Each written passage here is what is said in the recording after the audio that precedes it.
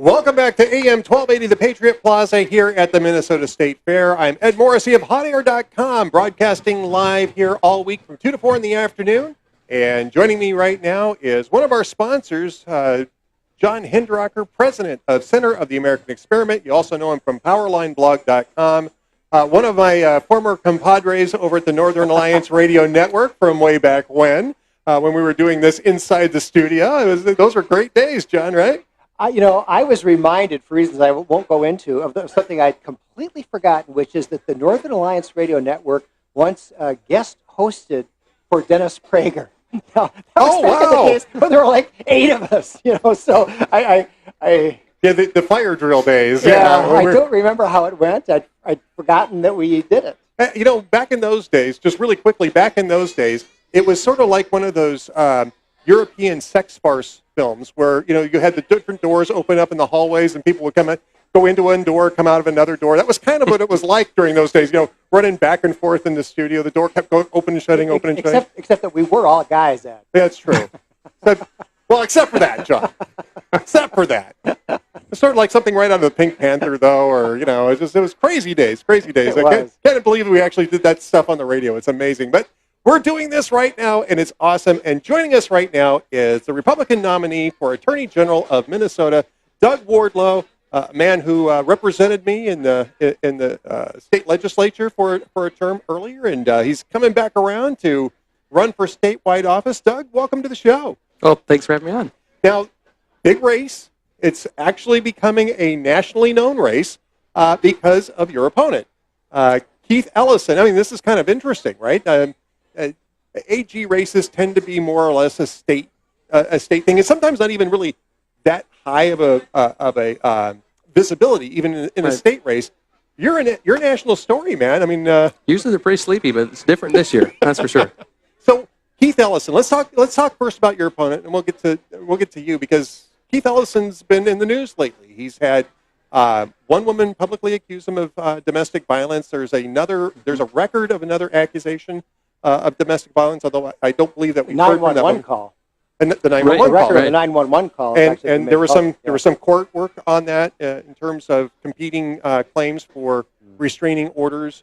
This is not normally something that you would see from someone who wants to be the top law enforcement officer of a state. Exactly right. I mean, I think it makes it very hard for him to make the case that he should be the top law enforcement official in the state. Absolutely. Is he even addressing this? Well, I think he's ducking it.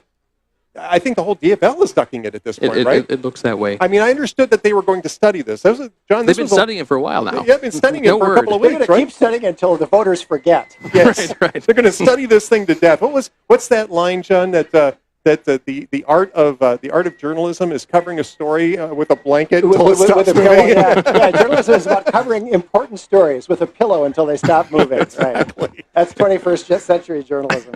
I mean, so you've got this going on, but there's other things. And by the way, I'm going to make sure that John jumps in this, because Powerline has done an outstanding job of covering Keith Ellison as a public servant since he started running for office in 2006.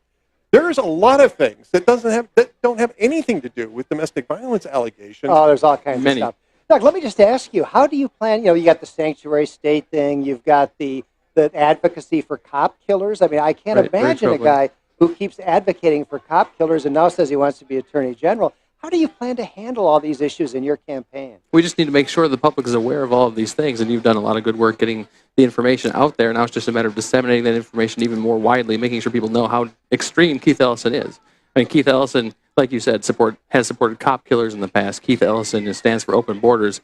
Keith Ellison, his associations with Louis Farrakhan, extremely troubling stuff. And the people of Minnesota need to know about all of these different things. Before the domestic abuse allegations came onto the scene. I mean, there are plenty of reasons to be concerned about Keith Ellison going for the top law enforcement position. On MSNBC, he said he wants to use the office of Attorney General to wage a political war against the president, to lead the resistance, which is, of course, totally inappropriate for somebody that's in a position that should not really be all that political. It's about enforcing the law. Doug, if he wanted to wage a political war against the president, shouldn't he have just stayed in the House? I mean, he could have won that seat for the rest of his life. Right. I mean, that's should have just stayed in the political body of the House, the House, which is a political body. But, Doug, that raises a really interesting point because he's not the first one to have this idea of using the office of Attorney General to wage war against the President of the United States. There's a number of attorneys general around the country who are doing that. Can you comment on that whole phenomenon? There are a lot of attorneys general that are doing this around the country. Lori Swanson joined in a couple of the lawsuits, a number of the lawsuits on this. I mean, Lori Swanson joined in the lawsuit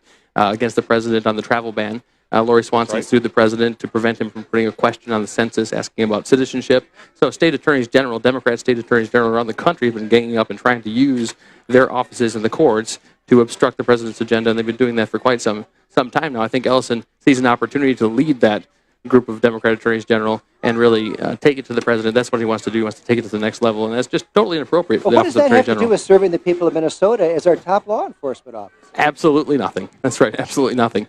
So as the Democrat, as Lori Swanson has been waging political war against the president, and as Keith Ellison plans to do that, the actual duties of the office are being forgotten, being neglected. Prosecuting welfare fraud. We have a significant problem, as you know, with Somali Daycare Center defrauding the CCAP program, daycare subsidy payments, to the tune of perhaps up to $100 million a year, perhaps a total of up to $300 million. So prosecuting welfare fraud is one thing that the Attorney General is actually the only statewide official that has the authority to do that. So the criminal law division of the office has been completely eviscerated. Completely eviscerated. There's not much of a criminal law division left. We need to rebuild that to make sure that our county attorneys have the resources that they need to prosecute criminals and get convictions. And that's very important. We need to lead the way on human trafficking and on the opioid epidemic. That's not been happening under Lori Swanson, and it won't have to happen under Keith Ellison because it doesn't fit within his political war theme. Against Donald Trump, right. We're speaking with Doug Wardlow, candidate for Attorney General here in Minnesota. How important is it that you're a practicing attorney in good standing in the state of Minnesota, and I'm sitting between two practicing attorneys. I mean, how important is it? I think it's pretty important. Not any longer, Ed. I did it for 41 years, and then I quit. I retired, and I changed occupations. And I'm not one of those people that says, well, I'm going to keep my license just in case.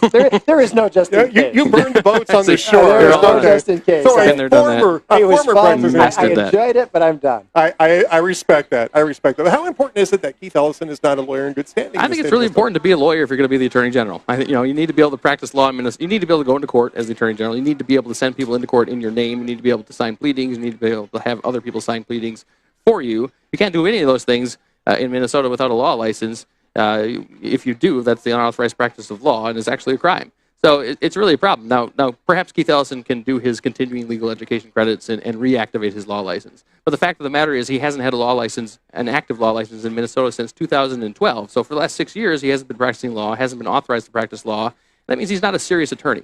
And I don't think we want someone who isn't a serious attorney as the Attorney General. We need someone who's a practicing licensed attorney as Attorney General. Now, my understanding that his answer to this question is that he thought it was against the rules to be a practicing attorney while you're a member of Congress. I'm a little confused by that, but was that the response? As we all know, there are hardly any lawyers. There's no lawyers in Washington, D.C. None whatsoever.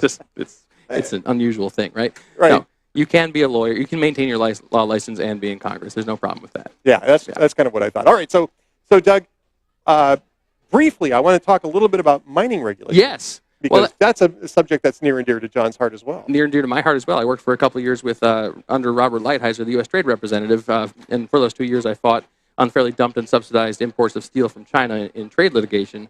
And so this issue is very near and dear to my heart. Mining, it shouldn't take 16 years to renew a permit, to get a permit for polymet, copper nickel mining. It shouldn't take over 10 years to renew a taconite mining permit. That's absolutely ridiculous. What mining interests want is simply a fair process. And they're not getting that from the Attorney General's office. They're not getting that from the state of Minnesota. And as Attorney General, I can change that because I can counsel the agencies, which are the clients of the Attorney General, to make sure they're following the law. And John is there's in this quarter's Thinking Minnesota, you've got this whole issue on mining, and that's certainly an important part of it, unearthing prosperity. And so if you go to AmericanExperiment.org, you can sign up for Thinking Minnesota there as well. But we just got done talking about this in the last hour, so it's a little bit of serendipity here talking about that. Doug, we've only got a few seconds left. What's the website where people can find you? DougWardlowAG.com is the website, and also look on Facebook, Doug Wardlow 4AG. Doug Wardlow 4AG on Facebook. DougWardlowAG.com? That's right, DougWardlowAG.com. DougWardlowAG.com. That's where you can find Doug Wardlow if you want to support him, or especially if you want to oppose Keith Ellison. No matter where you're at, or no matter where you're listening to this, DougWardlowAG.com. That's where you can find that. John Hinderaker from Center of the American Experiment, AmericanExperiment.org, sitting in with me, my co-host for today. I'm Ed Morrissey of HotAir.com, broadcasting live from AM 1280 The Patriot Plaza here at the Minnesota State Fair. We'll be right back.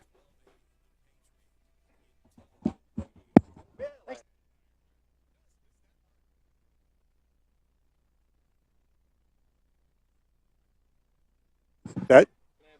You can have it, absolutely. Yeah, absolutely. They're giving them out with a swag bag at Patriot here, too.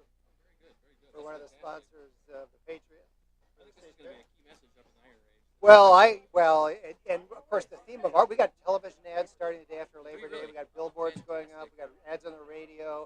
We're going to have, promoting internet videos, huge PR campaign. We got $270,000 budget to push it out, and we're raising more. That's not the end. And so I want people talking about it. And the politicians aren't going to do it. I know enough. I've been working with them the last 2.5 years. It's an eye-opener, okay? Politicians don't wait. They will wait until the voters force them to take the steps that are needed to make this economy dynamic. Right. And if you can help in that as AG, I think it's a good campaign. The theme of our campaign, and there's poll data there, by the way. Most Minnesotans agree with that. Yeah. And the theme of our campaign is that mining will be good for all Minnesotans. The biggest problem is if you live in St. Cloud or Winona or something, you're not against mining, but you just think it's none of your business. And people need to understand this is a big deal for the whole state. Yep. Thank you. Yeah. That's fantastic. Yeah, good luck. All I know is that I was in the White Lakes parade about 3 or 4 weeks ago, and I've been a dozen parades around the state. That was the most supportive parade, the most enthusiastic response. People there knew my name. People there were cheering, clapping. 10 years ago, White Lakes. Oh yeah. Oh look, it's totally.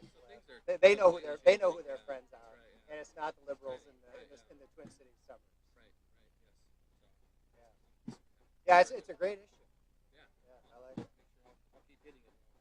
Watch for our ads and stuff, and we got a long paper, but everything you need to know is in the magazine article. A lot of data. Got a long paper too, but if I have time. Very good. Thank you. All right, Doug. Good to see you again. Give my best to your dad, okay? All righty.